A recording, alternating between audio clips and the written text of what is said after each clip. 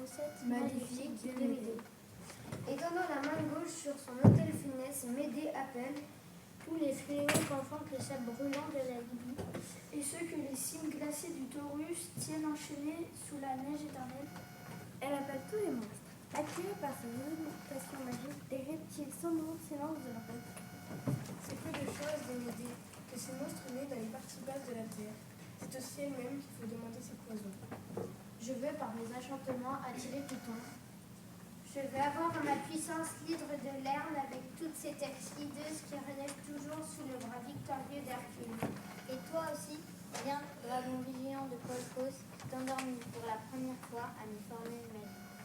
Après avoir évoqué tous ces monstres, elle mêle ensemble les herbes funestes qui naissent sur les sommets inaccessibles de l'Iérix et parmi les éternels frimas du Caucase.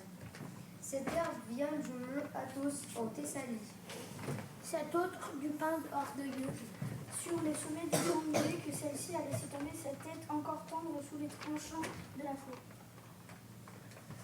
une partie de ces plantes a été cueillie sur les bords du Tigre aux rapides et profondes. Une autre sur les rives du Danube. Une autre dans ces plaines arides où Lydas roule ses flots tièdes et pleins de diamants. Et sur les rivages du Métis. Les îles ont été coupées avec le fer avant le lever du soleil. Les autres dans les ténèbres de la nuit la plus profonde. Celles-ci, enfin, sont tombées sous l'ongle enchanté de la magicienne. Elle prend tous ces végétaux mortels, exprime le venin des serpents. Il mêle le sang d'oiseaux funestes, le cœur du Christ hibou et les entrailles vivantes de la chouette au cri de bombe. La cruelle magicienne réunit ces éléments divers, pénétrés du feu le plus actif, du froid le plus rigoureux. Elle ajoute à leur poison des paroles non moins redoutables. Mais j'entends le bruit de ses pas furieux, elle prononce les évocations magiques et le monde s'ébranle à ses premiers mots. Je vous invoque, ombre silencieuse, divinité funèbre, aveugle de chaos, pénétré palais du roi des enfers, caverne de la mort, défendue par les fleuves du Tartare. C'est pas Hugo normalement. Âme coupable, arrachez-vous à destin, à vos supplices et venez assister à ce nouveau mariage.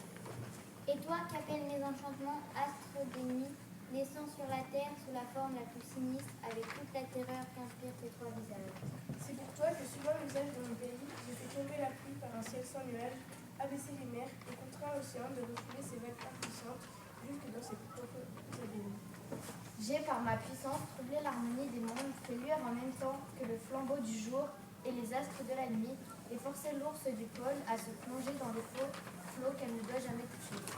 J'ai changé l'ordre des saisons, j'ai fait naître les fleurs du printemps parmi les feux de l'été et montré des moissons inconnues sous les glaces de l'hiver. J'ai forcé les flots impétueux du phase à remonter vers leur source. J'ai arrêté le cours du Danube et enchanté ces ondes menaçantes qui s'écoulent partant le bras. J'ai grondé les flots, j'ai soulevé les mers sans le secours d'eux. Au seul bruit de ma voix, une antique et sombre forêt a perdu son ombrage. Le seul interrompant sa course s'est arrêté au milieu du ciel.